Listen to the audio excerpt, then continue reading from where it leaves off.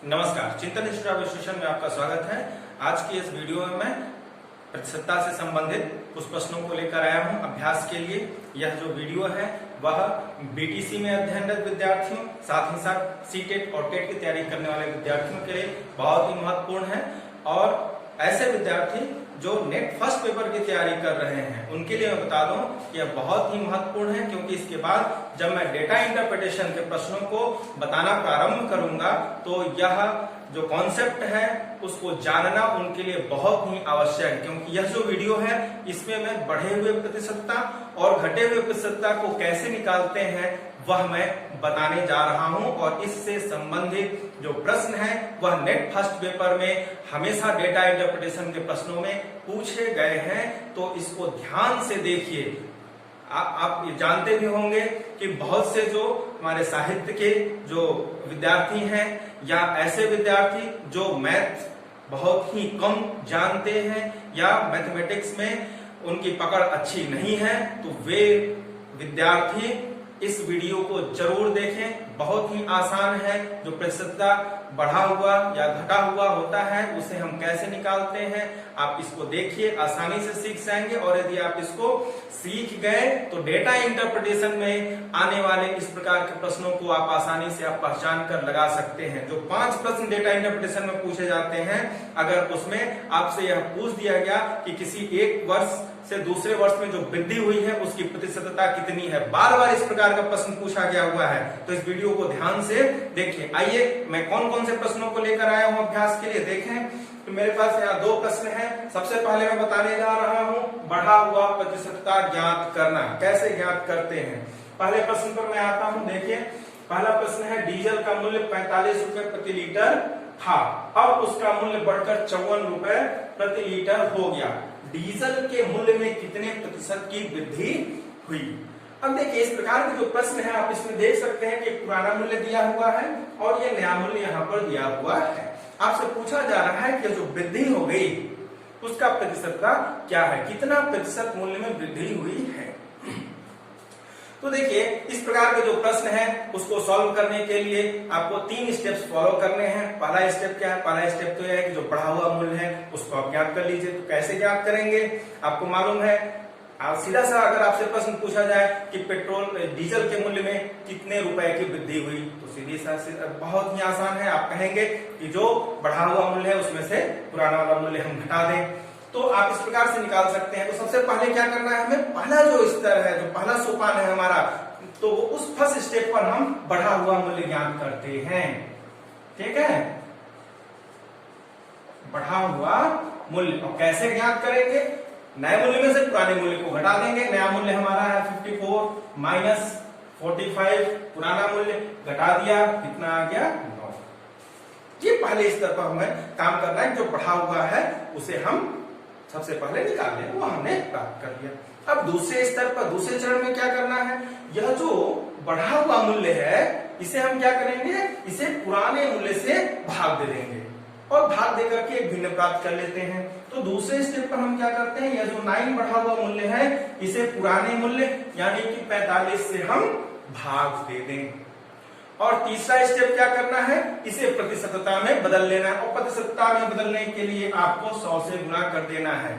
अब इसको आप सॉल्व कर लीजिए, आपका जो प्रतिशतता है वह ज्ञात हो जाएगा। तो आइए हम लोग इसको सॉल्व करते हैं। देखिए, 9 होता है 9, 9 5 जब 45 होता है, ये हो जाएगा आपका 1/5 इंटू 100 और 5 से इसको काट दीजिए, बराबर आ गया 20%।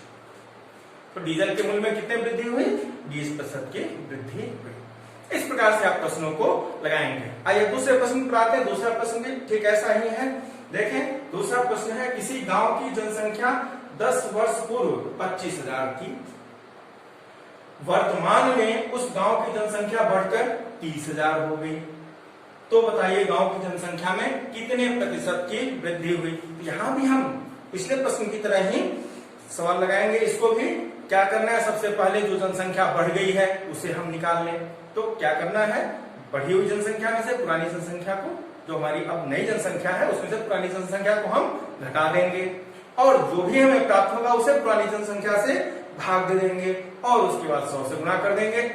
आपको क्या होगा, यहाँ पर जो बढ़ी प्रतिशतता है वह प्राप्त हो जाएगी। आइए चलिए इसको हम लोग लगाते हैं। सबसे पहले हमें क्या करना है, बढ़ी हुई जनसंख्या ज्ञात करनी है।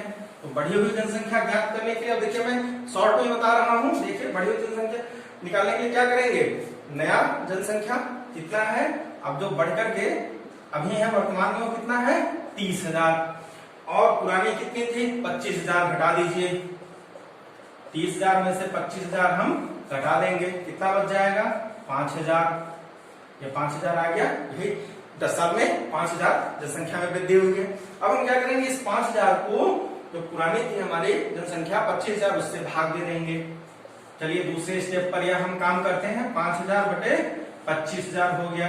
तीसरे स्टेप पर क्या करेंगे, इसे हम 100 से गुणा कर देंगे, कि हमारा प्रतिशत में आ जाएगा। आइए इसको हम लोग सॉल्व कर लेते हैं। देखिए ये 3 जीरो यहाँ से कट जाएगा, फिर 25 से अगर हम इसको काटेंगे तो 4 बार में कट जाएगा, बचेगा कितना 5 गुणे 4 बराबर 20। तो आप देख सकते हैं जनसंख्या में कितने प्रतिशत की वृद्धि हुई, 20% की वृद्धि हुई। तो इस प्रकार से हम बढ़ा हुआ प्रतिशत ज्ञात करते हैं। ठीक ऐसे ही घटा हुआ प्रतिशत भी हम ज्ञात करते हैं। चलिए अब हम लोग घटा हुआ प्रतिशत कैसे निकालते हैं इसको हम लोग देखते हैं। पहले वाले प्रश्नों में थोड़ा सा मैं चेंजेस करके आप लोगों के लिए लाया हूं, देखिए समझने में आसानी है। तो देखिए सबसे पहला प्रश्न है मेरा, डीजल का मूल्य 45 रुपए प्रति लीटर था, अब उसका मूल्य घटकर 36 रुपए प्रति लीटर हो गया। डीजल के मूल्य में कितने प्रतिशत का ह्रास हुआ, कितने प्रतिशत की कमी हुई, यही हमको ज्ञात करना है। तो देखिए क्या करेंगे, जो इसके पहले के प्रश्न थे बढ़ा हुआ जब प्रतिशत हम ज्ञात करते कैसे करते थे, हम बढ़ा हुआ मूल्य ज्ञात कर लेते थे कि कितना मूल्य बढ़ा, और इस बढ़े हुए मूल्य को पुराने मूल्य से भाग दे देते थे और 100 से गुणा कर देते थे। यहाँ भी हम क्या करेंगे, सबसे पहला काम करना है कि जो मूल्य घट गया है वह ज्ञात करने की, दाम में कितने की कमी आई। तो पहले 45 था 36 हो गया, तो 45 में 36 घटा देंगे तो हमें घटा हुआ मूल्य पता चल जाएगा कि वो कितना घट गया है। ठीक है, तो आइए सबसे पहले यही करते हैं हम। देखिए पुराना मूल्य कितना था 45, और नया मूल्य कितना है 36, 45 में 36 घटा दें तो कितने रुपए दाम में कमी आई वो हमें पता चल जाएगा, बराबर हो गया 9 रुपए की कमी आई। अब हम क्या करेंगे, इस 9 को पुराने मूल्य से भाग दे देंगे। 9 बटे पुराना मूल्य कितना है 45 रुपए, इससे हमने इसको भाग दे दिया। अब क्या करेंगे, 100 से गुणा करके इसको प्रतिशत में बदल देंगे, तो हमें हमारा जो अभिष्ट उत्तर है वह ज्ञात हो जाएगा। तो आप देखेंगे अब इसको हमें सॉल्व कर लेना है। 9 से भाग दे दीजिए, 9 एकम 9, 9 पच्चे 45, ये हो जाएगा 1/5 गुणे 100। 5 से फिर काट दीजिए, 5 गुणे 10, ये हो जाएगा 20 पच्चे 100 हो जाएगा, और उत्तर आ जाएगा हमारा 1 गुणे 20 बराबर 20%। ठीक है, ये इस प्रकार से हमारा जो उत्तर है वह ज्ञात हो गया, और आप कहेंगे कि डीजल के मूल्य में 20% की कमी हुई। ठीक है, अब ऐसे ही हम लोग एक और प्रश्न को लगाते हैं, आप इसे आसानी से समझ जाएंगे। यह जो कॉन्सेप्ट है उसको देखिए। दूसरा प्रश्न क्या है हमारा, किसी गांव की जनसंख्या 10 वर्ष पूर्व 25,000 थी, वर्तमान में उस गांव की जनसंख्या घटकर 20,000 हो गई, तो गांव की जनसंख्या कितने प्रतिशत घट गई, यही हमें बताना है। तो आइए हम लोग इसको लगाते हैं। देखें जो ये अभी मैं प्रश्न लगाया हूं वैसे ही इसको भी लगाना है। सबसे पहले क्या करना है हमें, सबसे पहले हम यह ज्ञात करेंगे कि 10 वर्षों में कितनी जनसंख्या कम हुई।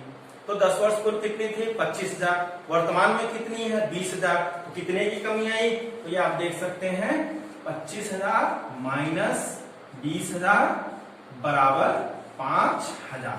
10 वर्ष में कितने कमी आई 5,000।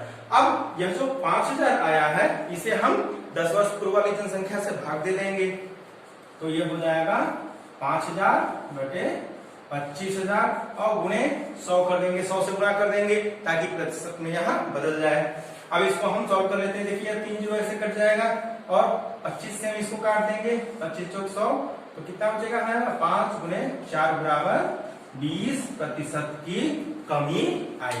तो हम ये क्या देख रहे हैं, ये जो हमारी जनसंख्या है यहाँ पर ये पूछा गया कि गांव की जनसंख्या कितने प्रतिशत घट गई, तो गांव की जनसंख्या आप कहेंगे 20% घट गई। 10 वर्षों में 20% की कमी हुई। तो इस प्रकार से आप जो प्रतिशत के सवाल हैं उसमें पूछा जाता है आपसे कि कितने प्रतिशतता की वृद्धि हुई। अब जो विद्यार्थी नेट फर्स्ट पेपर की तैयारी कर रहे हैं वो ये जान लें कि आपसे जो सारणी दी जाती है, जो टेबल दिया जाता है, उसमें कई वर्षों का डाटा दे देते हैं और पूछते हैं कि 5 साल में कितने प्रतिशत की वृद्धि हुई, जो प्रोडक्शन हुआ या कुछ भी, वो जो भी आपसे देते हैं आपसे पूछेंगे कि कितने प्रतिशत की वृद्धि हुई, या अगर कमी हो रही है तो कितने प्रतिशत की कमी हुई। तो उस प्रकार के प्रश्नों को लगाने के लिए आपको यही जो विधि है इसे जानना होगा। और ध्यान से आप देखिए, मैं यहाँ पर आप लोगों को दोनों ही प्रकार के जो प्रश्न है उसका 2-2 एग्जाम्पल दिया हूँ, बहुत ही आसान है। इसको देख लीजिए, समझ लीजिए। अगर समझ लेंगे तो इस प्रकार के प्रश्नों को आप आसानी से लगा लेंगे। एक ही तरीका है। सबसे पहले हमें क्या करना है, बढ़ा हुआ या घटा हुआ जो राशि है, जो मूल्य है, उसे हमको ज्ञात करना है। इसके बाद इसको हम पुराने मूल्य से, पुरानी राशि से क्या करेंगे, भाग दे देंगे और उसके बाद 100 से गुणा करके उसको हम प्रतिशतता में बदल लेंगे और आपका जो भी घटा हुआ या बढ़ा हुआ प्रतिशतता है वह आपको ज्ञात हो जाएगा।